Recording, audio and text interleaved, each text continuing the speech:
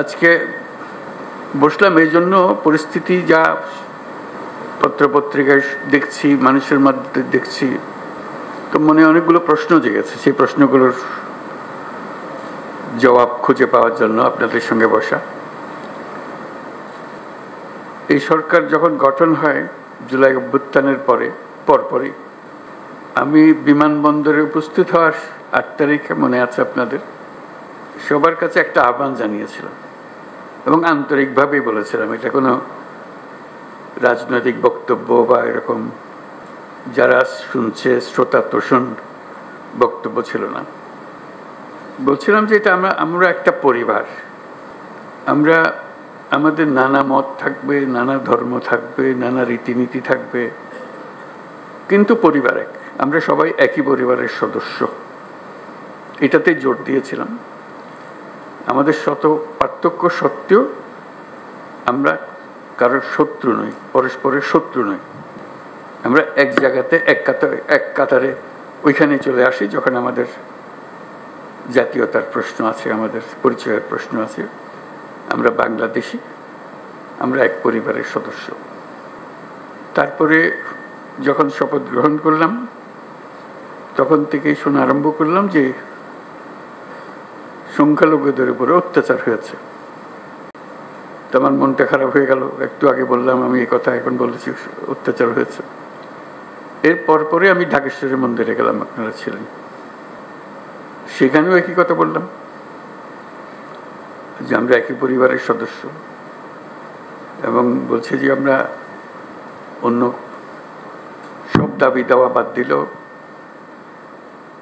একটা দাবি আমাদের একদম পরিষ্কার, আমাদের সবার সমান অধিকার, বলার অধিকার, ধর্মের অধিকার, কাজকর্মের অধিকার, এবং সেটা আসছে আমাদের সংবিধান থেকে, নাগরিক হিসেবে আমাদের প্রাপ্য, এবং রাষ্ট্রের দায়িত্ব হলো এটা নিশ্চিত করা। এবং আমি আন্তরিকভাবেই বলার চেষ্টা করেছিলাম যেহেতু রাষ্ট্রের দায়িত্ব এখন আমাদের হাতে, এটা আমাদের দায়িত্ব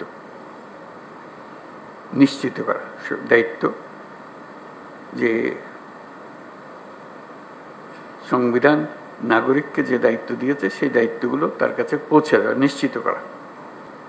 তারপরেও কথাটা উড়ে গেল না। শুনলাম এখনো সংখ্যালঘুদের উপরে হামলা হচ্ছে। আমি সবাইকে নিয়ে বসলাম, আলাপ করলাম এটা কিভাবে করা যায়, এটার থেকে উদ্ধার পাওয়া যায় কিভাবে। তখন দুর্গাপূজার সময় আসলো, তখন বললাম যে একটা সুযোগ, কারণ এখানে একটা বড় সমস্যা হইতে পারে, যেহেতু এটা পূজার ব্যাপার, আনন্দের ব্যাপার, উৎসবের ব্যাপার, এখানে হামলা হওয়ার সম্ভাবনা আছে। আমাদেরকে নিশ্চিত হতে হবে যে হিন্দু সম্প্রদায়ের উপরে কোনো রকমের হামলা যেন না হয়। আমি খুব খুশি হলাম, সবাই তা খুব সিরিয়াসলি নিল। আপনাদের মনে আছে খুব উৎসব সহকারে সবাই দুর্গাপূজা করলো। কয়েক হাজার পূজা মণ্ডপ ছিল, সব কিছু খবর হলো সুন্দর হয়েছে। তাঁতিবাজারে একটা ঘটনা হয়েছিল, একটা ককটেল ফাটিয়েছিল একজন, ফাটায়নি, ককটেল মেরেছিল, এটি একমাত্র খবর ছিল। তবু আনন্দিত হয়েছিলাম, নিশ্চিত হয়েছিলাম এই জন্য যে আমরা সবাই একযোগে, এবং সেখানে সবাই যোগদান করেছে। এটা শুধু হিন্দু সম্প্রদায়ের উৎসবের বিষয় ছিল না, এটা পুরা জাতীয় উৎসবে পরিণত হয়েছিল। সবাই উৎসব করেছে, ছেলে মেয়েরা গেছে, বুড়া বুড়িরা গেছে, মুসল্লিরা গেছে, মৌলানারা গেছে, সবাই গেছে, আনন্দ সহকারে করেছে। তারপরে মনে একটু তৃপ্তি পেলাম যে হ্যাঁ, একটু তো কাজ করেছে। এখন আবার নতুন কথা, হামলা হচ্ছে, অত্যাচারিত হচ্ছে, এবং বিদেশি গণমাধ্যমে না, এটা প্রচার মাধ্যমে বলবো, প্রচার মাধ্যমে প্রচারিত হচ্ছে যে এটা হচ্ছে। তা আমি খোঁজ নিচ্ছি যে কেন হচ্ছে, কি হচ্ছে। সব দিক থেকে খবর যে না, হচ্ছে না। ওই যে এক খবর হলো হচ্ছে, আর খবর হলো হচ্ছে না, মাঝখানে একটা ফাঁক থেকে যাচ্ছে, এটা ঠিক না। এটার অবসান হতে হবে। আমাদেরকে যে তথ্য আমরা পাচ্ছি সেই তথ্য ভুল হতে পারে, কাজে তথ্যের উপরে ভরসা করে বসে থাকলে কিছু নাই, এটা অন্ধের মতো বসে থাকার মতো। আমাদেরকে ভেতরে গিয়ে দেখতে হবে প্রকৃত ঘটনাটাকে। তথ্যের মধ্যে গরমিল কেন? তা কি ওরা যা বলছে সেটা মিথ্যা প্রচার? আমরা যা বলছি সেটা মিথ্যা প্রচার? সত্যটা কোথায়? এই সত্য, প্রথম কথা হলো আমাদের লক্ষ্যের মধ্যে কোনো ফারাক নেই, কোনো গোলমাল নাই, এটা আপনাদেরকে নিশ্চিত করা। এবং তথ্যগুলো কিভাবে আমরা পাবো, ঘটনা ঘটছে সেটা আমাদের জানা, প্রকৃত তথ্য। অনেক সময় সরকারি তথ্যের উপরে ভরসা করা যায় না, কর্তা যা চায় সেভাবেই বলে দেয়, আসলটা মন খুলে বলতে চায় না, তো যেহেতু কর্তা নারাজ হবে তাতে।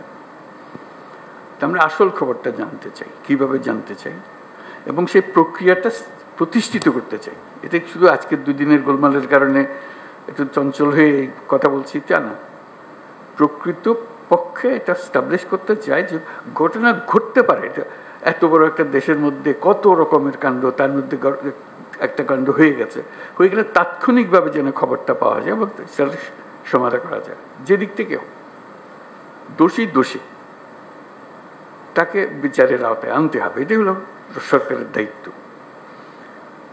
প্রথম কথা হলো যে এটা না হওয়াটা পরিবেশ সৃষ্টি করা, একটা যদি হয়ে যায় তাকে তাৎক্ষণিকভাবে সেটার প্রতিকারের ব্যবস্থা করা, এটাই হলো। আমি যা বলছি আমার মনে হয় বাংলাদেশের বেশিরভাগ মানুষ তাই মনে করে, এভাবে হওয়া উচিত। যে আমরা যেহেতু এক পরিবারের মানুষ, কাজে এক পরিবারের মানুষ হিসেবে আমাদের সামগ্রিক দায়িত্বটা যেন আমরা পালন করতে পারি, সেই পারিবারিক দায়িত্বটা আমরা যেন সম্পন্ন করতে পারি। সেখানে তথ্যটা হলো বড় বিষয় এবং প্রতিকার। একটা হলো তথ্য, একটা হলো প্রতিকার। আমি পেলাম তথ্য, প্রতিকার পাচ্ছে না, এটা সমাধান করতে হবে। সমস্যা হয়ে গেলে সেটা সমাধান করতে হবে। সেই সমাধানটা আমরা কিভাবে করবো? আজকের আলোচনা এটা খোলাখুলি আলোচনা, সবাই আলাপ করব। আমাদের লক্ষ্যের মধ্যে কোনো গোলমাল নেই।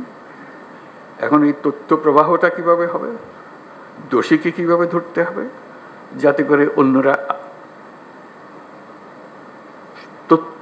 মেসেজটা পেয়ে যায় যে এখানে গোলমাল করে সুবিধা হবে না, বিপদে পড়বে, তার পরিবার জেনে যায়, তার প্রতিবেশী জেনে যায় যে সে ধরা পড়ছে, এবং ভবিষ্যতে কেউ উৎসাহিত না হবে।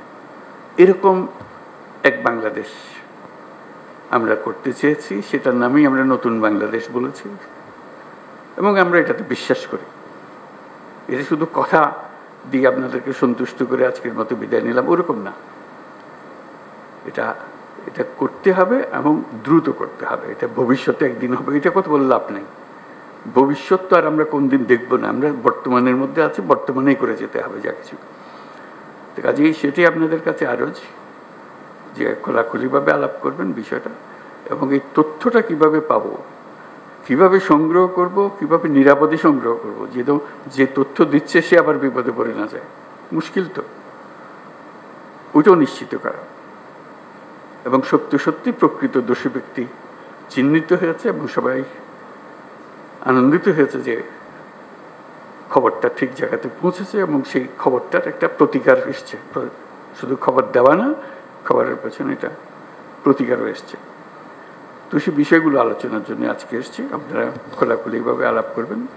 আদিলুর বোধহয় এটা সঞ্চালন করবে, আর উপদেষ্টা আদিলুর। ধন্যবাদ সবাই।